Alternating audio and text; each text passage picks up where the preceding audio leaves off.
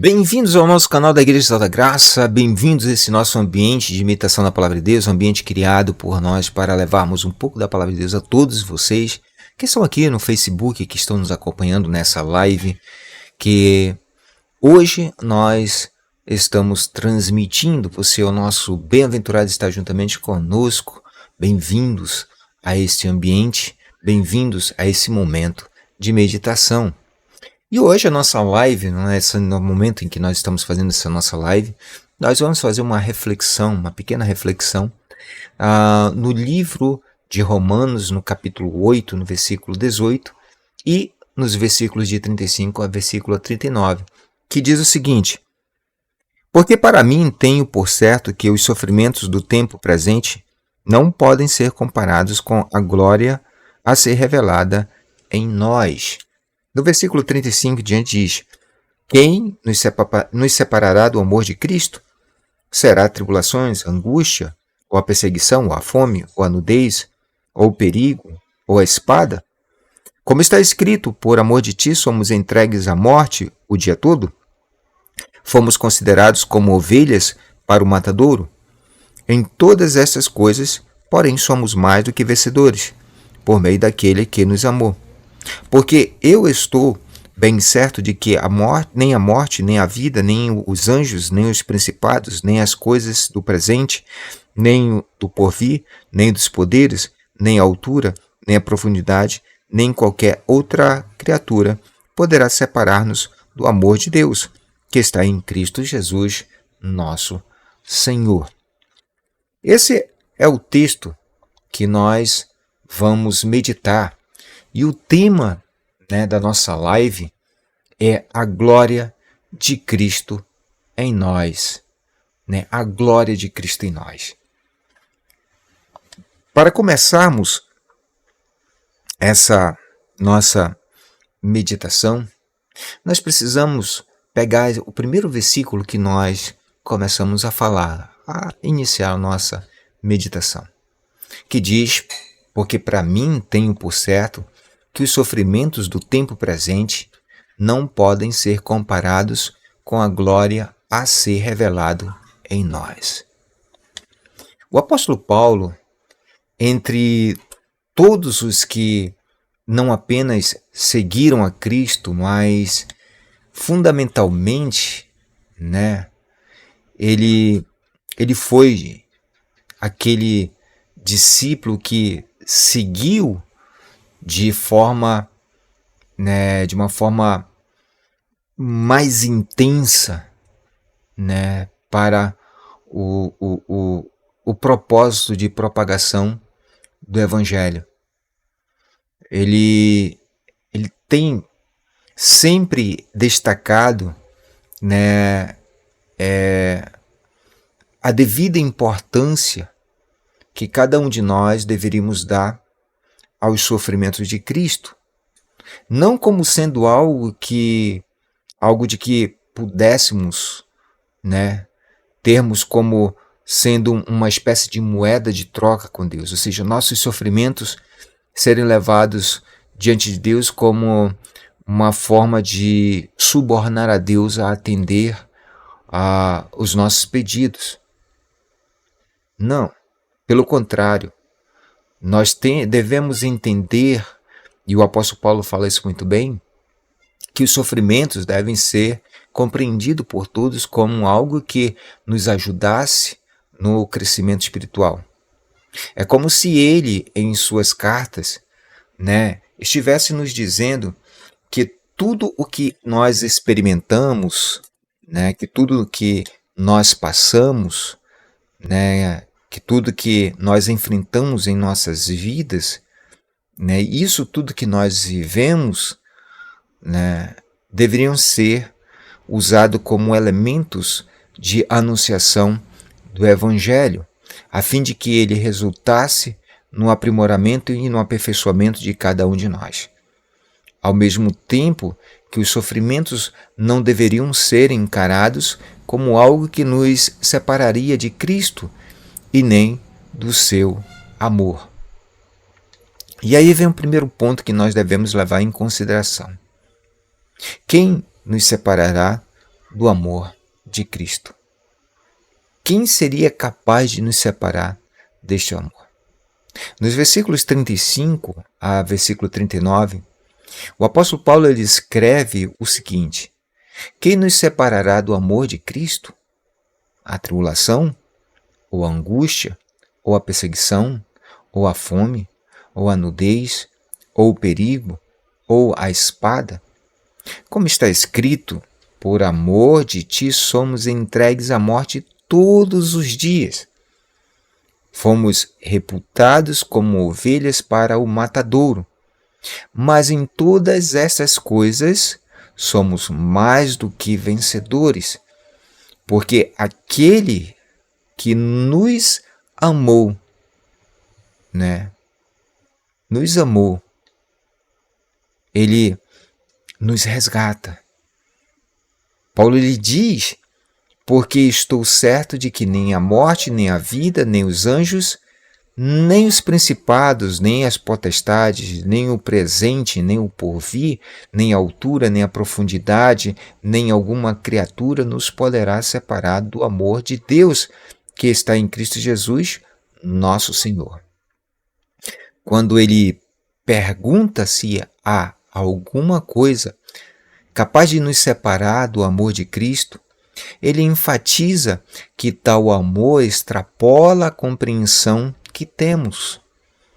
Ela se torna algo transcendental, que só pode ser concebida, compreendida como sendo o genuíno amor de Deus. João, em seu evangelho, ele afirma isso ao dizer que Deus amou o mundo de tal maneira que deu seu Filho unigênito, para que todo aquele que nele crê não pereça, mas tenha a vida eterna. Esse de tal maneira ao qual João recorre para enfatizar o amor de Deus, ele carrega algo impressionante, e que nós podemos ter uma ligeira impressão, ou termos um entendimento acerca desse poder desse amor, quando nós olhamos para o que está escrito lá em Efésios capítulo 3, versículo 19, Porque ali, nesse texto, nós temos o porquê, de ser algo inominável aos homens. Aqui, Paulo, mais uma vez, ele explica de uma forma ousada, dizendo que para que Cristo habite, ou seja, esse amor descrito por João de tal maneira, ele carrega um objetivo. E o objetivo é para que Cristo habite pela fé, no vosso coração, no nosso coração. A fim de quê? A fim de estarmos arraigados e fundados em amor. E dessa forma poderdes perfeitamente compreender com todos os santos qual seja a largura, o comprimento, a altura e a profundidade, e conhecer o amor de Cristo que excede todo o entendimento, para que sejais cheios de toda a plenitude de Deus. Por esse motivo, Paulo, seguro de sua fé, questiona seus leitores a fim de provocá-los ao ponto de que em cada um brote a certeza. E qual é esta certeza de que tanto Paulo ele busca semear ou regar nos corações? A certeza é justamente a fé. Ao longo de suas cartas, o apóstolo Paulo vem fortalecendo a fé dos cristãos com o intuito de que não haja, que não tenham dúvidas quanto à obra redentora e transformadora de Cristo. Isso em nós passa a funcionar como sendo um índice, que é medido a partir do crescimento espiritual. Daí o motivo do apóstolo Paulo dizer que, uma vez arraigados e fundados no amor de Cristo, nós passamos a compreender qual seja a altura, a largura e a profundidade desse amor que se revela a nós como acesso, revela como uma porta que se abre, não apenas para nos conduzir à salvação, mas a unidade que tanto Cristo ele ensinou aos discípulos. Essa unidade que temos por meio dele, a unidade que temos e alcançamos com o Eterno. Quando Cristo insiste com os seus ouvintes que é necessário entrar pela porta estreita, ele está nos dizendo que precisamos ter a mesma estatura dele. Por isso, ele peleja com os seus ouvintes para que todos possam entrar pela porta estreita, porque larga é a porta e espaçoso o caminho que conduz à perdição. E muitos são os que entram por ela. E porque estreita é a porta e apertado o caminho que leva à vida, são poucos, né, que acabam encontrando. Né? Como ele diz, e poucos há que a encontrem. É por isso que Cristo, no Evangelho de João, capítulo 10, ele diz: eu sou a porta, se alguém entra por mim, salvar-se-á, e entrará e sairá e achará pastagem. Por isso não há nada que venha nos separar de Cristo. Não há nada que venha nos separar do amor de Cristo. E aí nós chegamos, né, uma vez que nós entendemos que nada pode separar cada um de nós, uma vez alcançados pelo Evangelho, não existe nada que possa separar-nos do amor de Cristo. Nós precisamos entender um pouco mais sobre os sofrimentos, né? E assim, ter em mente que os sofrimentos, eles pesam a nós como experiência de vida. Os sofrimentos para nós, ele deve ser entendido, encarados, observados como sendo experiências. E quando eu leio o que está escrito lá em Romanos, no capítulo 5, versículo 3 e 5, eu tenho diante de mim o processo do crescimento espiritual de quem está em Cristo. Mais uma vez, Paulo ele fala o seguinte: e não somente isto, mas também nos gloriamos nas tribulações. Ou seja, observe que Paulo ele não lamenta as tribulações. Paulo não lamenta as dificuldades. Paulo não lamenta as perseguições. Mas ele tem como um motivo de se orgulhar, de se alegrar, de se vangloriar nessas dificuldades. E por quê? Porque ele sabia perfeitamente que a tribulação produz a paciência. E a paciência produz a experiência. E a experiência, a esperança.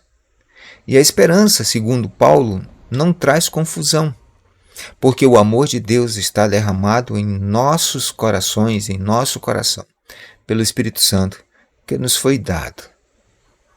Note que Paulo, ele pergunta se a tribulação, a angústia, a perseguição, a fome, a nudez, o perigo ou a espada seriam capazes de nos separar do amor de Cristo.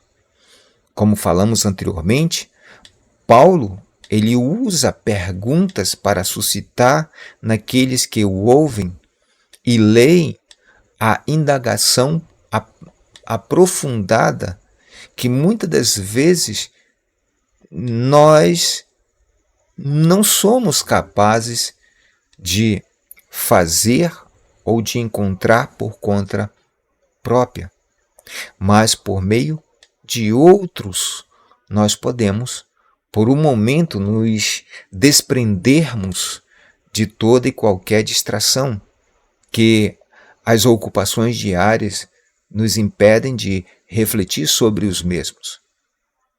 Nós vivemos em tempos tão corridos que não conseguimos refletir o suficiente para termos a devida noção de nossas próprias realidades, de nossa forma de conduzir nossas vidas. Somos, de certa forma, levados a uma vida robotizada, em que apenas cumprimos as devidas ordens que nos proporcionam a subsistência. Assim, diante da complexidade da existência, nós passamos a perder, de certa forma, a noção de nossa própria capacidade de reação diante das adversidades, o que nos impede de assimilarmos que a tribulação que temos, ela gradativamente vai sendo superada, à medida em que temos certezas, que percebemos que tal momento exige de cada um de nós um esforço maior, que nos levará a uma calmaria mais adiante.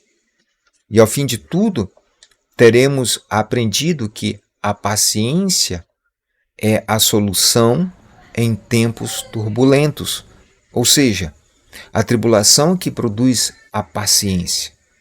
É a tribulação que nos ensina a encontrar o equilíbrio. E um equilíbrio que começa dentro de cada um de nós. De posse da paciência, né, e do que ela foi capaz de produzir em nós, agora temos que transformar essa paciência em experiência. E a experiência é a prática cotidiana de ações positivas que alcançamos ao longo dos anos. Isso me faz lembrar do provérbio que diz: porque 7 vezes cairá o justo e se levantará, mas os ímpios tropeçarão no mal. A experiência é o resultado da prática da paciência, que muitas das vezes nos é muito rara e que se esvai rapidamente. Mas note que o provérbio diz que o justo cairá 7 vezes. E isso, para o entendimento cristão, e principalmente evangélico, muitas das vezes é inconcebível, considerando o alto grau de cobrança. No entanto, o que se trata aqui não é de como ele cai, mas de como ele encara a sua queda e de como ele se determina em levantar-se. O homem pode cair, mas se ele tiver determinação para se levantar, Deus o ajudará a levantar-se. E como isso seria possível? A experiência de aprimoramento espiritual não é possível, ou alcançável se não estivermos sob a inspiração divina, sob a orientação ou mesmo em unidade com o Eterno. E aqui temos algo que a experiência nos proporciona e que o apóstolo Paulo, mais uma vez, escrevendo aos Gálatas, ele diz: já estou crucificado em Cristo e vivo não mais eu em Cristo, mas Cristo, vivo não mais eu, mas Cristo vive em mim. E a vida que agora vivo na carne, vivo-a na fé do Filho de Deus, o qual me amou e se entregou a si mesmo por mim. À medida em que vamos vivendo o Evangelho, que vamos ao mesmo tempo sendo espelhados em Cristo até que Cristo tenha sido gerado em nós, e este gerar significa que tanto mente como corpo e espírito, eles deixam de serem partes e tornam-se uno, uma só coisa. E daí nós temos o que o apóstolo Paulo sugere como sendo a plenificação de Deus em nós, ou como Cristo em sua oração declara, para que todos sejam um como tu, ó Pai, o és em mim e eu em ti, que também eles sejam um em nós, para que o mundo creia que tu me enviaste. Este é o sentido, o significado e a importância de observarmos que tudo isso que se levanta como possibilidades de separação, ele deve ser entendido como possibilidades de edificação e de aprimoramento, para que todos sejamos cheios da plenitude de Deus e com isso a experiência ter a capacidade de produzir uma esperança inabalável. A esperança de que em Cristo não há mais condenação, que agora temos a sua mente, que agora somos cheios de sua plenitude, que agora vivemos por meio de sua fé e que possuímos o mesmo sentimento que havia nele, que sendo em forma de Deus não desejou, não tomou por violência ser igual a Deus, antes a si mesmo se esvaziou, tomando a forma de servo, ou seja, entendendo que Deus estava nele, reconciliando consigo o mundo, ele precisava reconciliar a natureza que agora ele assumira, para cumprir toda a justiça, para que o amor de Deus, observe, para que o amor de Deus fosse pleno em si. E à medida em que ele reconciliava a si mesmo, à medida em que ele ia se humilhando, sendo obediente até a morte e morte de cruz, a esperança daqueles que andavam nas trevas, daqueles que estavam encarcerados, que estavam no vale da sombra da morte, que eram filhos da desobediência, que tinham sobre si uma sentença final, agora aflora à medida em que Cristo nos mostra, através de sua vida, o caminho para a liberdade e, acima de tudo, o caminho para sermos feitos filhos de Deus. Esta esperança que o apóstolo Paulo nos diz que é derramada sobre os nossos corações por meio do Espírito Santo, que nos fora dado por Cristo, primeiramente aos discípulos em Pentecostes e depois a todos nós nos últimos dias. Não apenas somos instruídos a confiar, mas, ao mesmo tempo, somos iluminados a percebermos que não há mais dúvidas ou confusão, não há embaraços no Evangelho, não há embaraços na caminhada. Então nós temos o sabor de vitória em nossos lábios, em nosso coração, em nossa vida. E aí nós temos terceiro ponto. Depois que compreendemos tudo isso que nós acabamos de falar, nós chegamos na vitória, que é mais do que nós esperávamos. Ser mais do que vencedores significa que não é o fato de cruzar a chegada, ultrapassar a faixa de fim de corrida, e receber a bandeirada final em primeiro lugar. A questão não é chegar em primeiro lugar. A questão aqui é chegar, independentemente de qual posição você esteja, e como você chega. Paulo diz que em uma grande casa não existe apenas vasos de ouro ou de prata, mas existe também vasos de pau, de barro. Não há um critério específico, E ele vai mais além, dizendo que uns vasos são para a honra, outros para a desonra.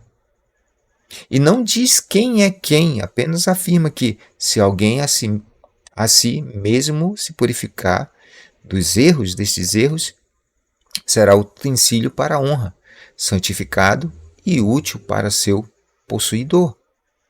À medida em que vamos se percebendo como vasos para depósito do Espírito Santo, vamos compreendendo o valor que temos a partir do entendimento do valor que o Espírito Santo tem em nossas vidas, nós vamos dignificando o vaso. Nós vamos santificando o vaso. Note que o Espírito Santo é descrito nos evangelhos e nas cartas apostólicas como sendo orientador, tutor, aquele que distribui dons, e é o próprio dom, aquele que frutifica em nossas vidas. A presença do Espírito Santo é a chave para o reino de Deus, pelo fato de que Cristo, ao iniciar seu ministério, ele assegurou ao longo de sua jornada que o reino de Deus está próximo. Ele chegou, esse reino chegou, e que cada um de nós devemos procurá-lo. E essa procura desse reino e dessa justiça possui um lugar exato, e o lugar mais exato para encontrar o reino de Deus é dentro de nós mesmos. Porque ele não vem com aparência, não tem aparência, ele não se vê para fora e nem se entende para fora. Ele é entendido e visto dentro de cada um de nós. E como podemos vê-lo? Paulo, resolvendo uma problemática dos romanos quanto à comida, ele nos dá uma boa indicação de como podemos perceber o reino. Esse reino de Deus em nós. Ele diz, porque o reino de Deus ele não é comida nem bebida, mas é justiça e paz e alegria no Espírito Santo. Observe que o reino de Deus é justiça, paz e alegria no Espírito. Isso me faz lembrar o que está escrito em Gálatas capítulo 5, versículo 22 até o versículo 23, que diz, mas o fruto do Espírito é. Note que o apóstolo Paulo ele faz uma ênfase, ele dá uma ênfase à unidade desse fruto. Ele diz que o fruto do Espírito é. Esse fruto ele é único, mas que contém várias partes. E diz, o fruto do Espírito é amor, alegria, paz, longanimidade, que é a paciência, a benignidade, que é a generosidade, a bondade, a fidelidade, a mansidão e o domínio próprio. E ele diz, contra essas coisas não há lei. Observe que o fruto possui tanto as vitaminas que nos dão condições de crescer, como a fibra necessária para suportar as adversidades. E mais, ainda existem as sementes que precisam ser semeadas em outros corações. Por esse motivo, tanto o Salmo 1 quanto o Evangelho de João capítulo 15, quanto o Apocalipse 22, nos mostram uma imagem que se repetem, mas que revelam um ser, o justo, aquele que se purifica. A vitória do justo é poder se perceber como uma árvore, como árvore espiritual. Pois esta é a nossa natureza. Ou vocês ainda têm alguma dúvida quanto a isso? Basta lembrar a cura do cego. Jesus chegando em Betsaida, logo quando ele chega, as pessoas levam até ele um cego. E eles rogam a Cristo que ele toque no cego. Só que Cristo ele toma o cego pela mão, ele leva para fora da aldeia e, cuspindo nos olhos e impondo-lhes as mãos, ele pergunta ao cego se ele via alguma coisa. E quando aquele cego ele levanta os olhos, ele diz, vejo os homens, pois vejo como árvores que andam. Depois de ter dito isso para Jesus, Jesus tornou a pôr a mão sobre os olhos daquele cego e o fez olhar para cima. E ele ficou restaurado e viu a todos claramente. Alguns pregadores afirmam que esta cura não tinha saído perfeitamente. Não tinha saído como uma cura perfeita de Cristo. Não tinha saído tão perfeita. E que foi necessário uma correção por parte de Cristo. No entanto, nós devemos fazer uma pequena pergunta. Quem Jesus disse que fazia as obras?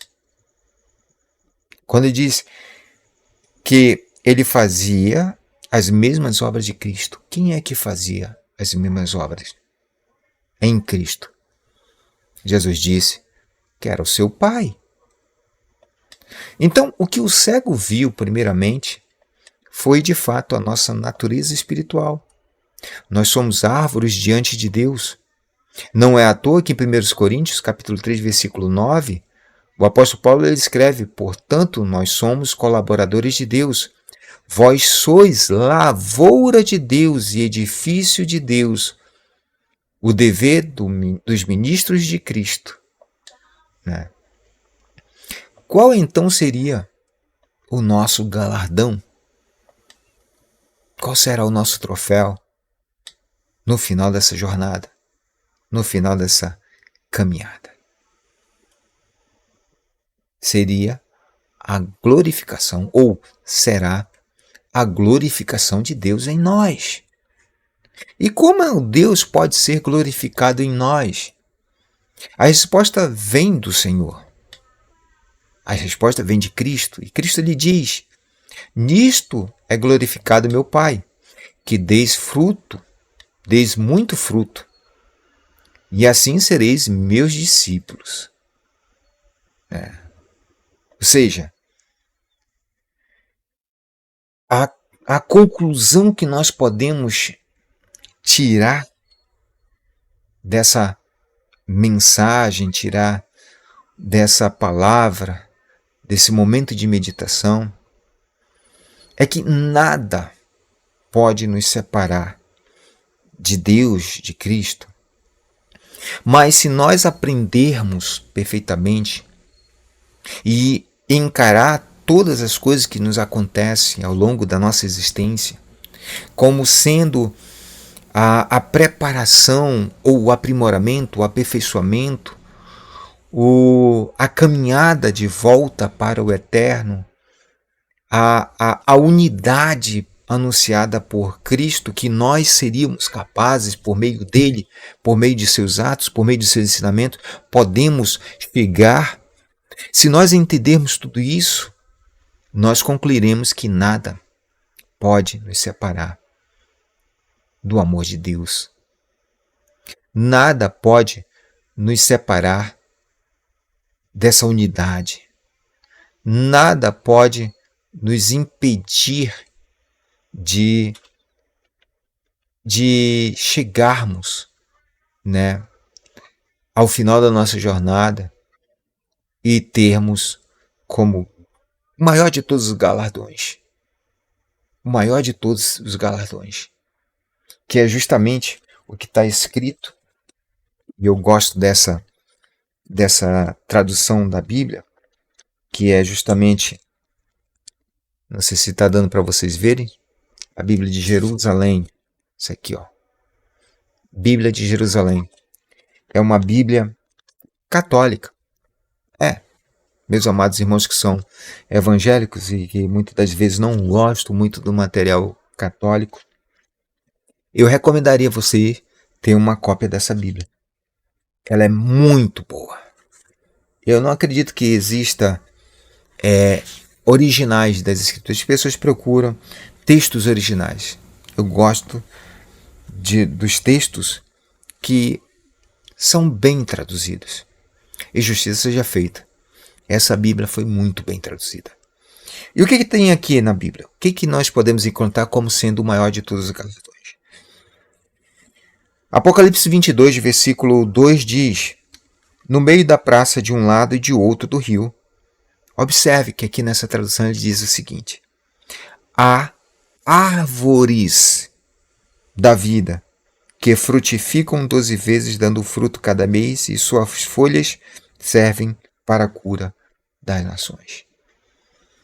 Observe que no início, e aqui eu lanço um desafio a vocês que estão nos ouvindo, que chegou até aqui, procure nas Escrituras Sagradas de Gênesis e Apocalipse, onde existe uma referência sobre a árvore da vida. Você só vai encontrar duas referências. Uma em Gênesis e outra aqui, em Apocalipse. E o que significa? Significa que, como nós falamos, quando você lê Salmo 1, Evangelho de João 15 e Apocalipse 22, e você entende que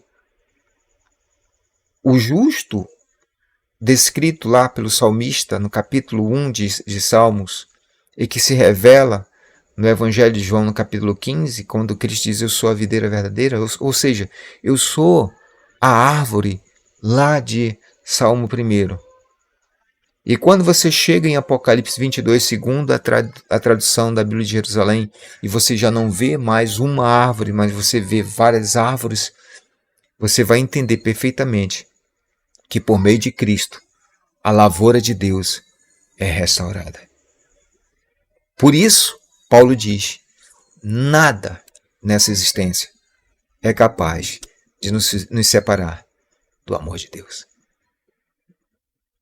Aqui nós vamos chegar ao final da nossa live. Vou orar por você nesse momento que você está passando, independentemente do que você está passando, necessidade, problemas de qualquer forma, de saúde, financeiro, problemas na família. Ore comigo. Senhor Deus Todo-Poderoso, Deus Altíssimo, nesse momento que nós estamos aqui encerrando essa live, nós te pedimos em nome do Senhor Jesus Cristo, que as tuas bênçãos, que a tua direção, tua sábia direção através do teu Espírito venha sobre esta pessoa que está neste momento, que chegou até aqui, que viu e ouviu tudo que nós tínhamos para falar e chegou nesse momento de oração. Eu te peço, em nome do Senhor Jesus Cristo, que sua enfermidade, que seu problema familiar, seu problema conjugal, seu problema pessoal, seu problema de trabalho seja resolvido em nome do Senhor Jesus Cristo. E que tua graça esteja sempre sobre eles, que tuas bênçãos estejam sobre eles e a tua santa proteção jamais se afaste de suas vidas. Que Deus abençoe a todos, fiquem com Deus e até a próxima. Lembrando, se você ainda não é inscrito no nosso canal, que não nos segue o nosso canal aqui, nosso portal, nossa página no Facebook, siga-nos. Siga-nos, compartilhe, comente o que foi falado. Fique com Deus e até a próxima.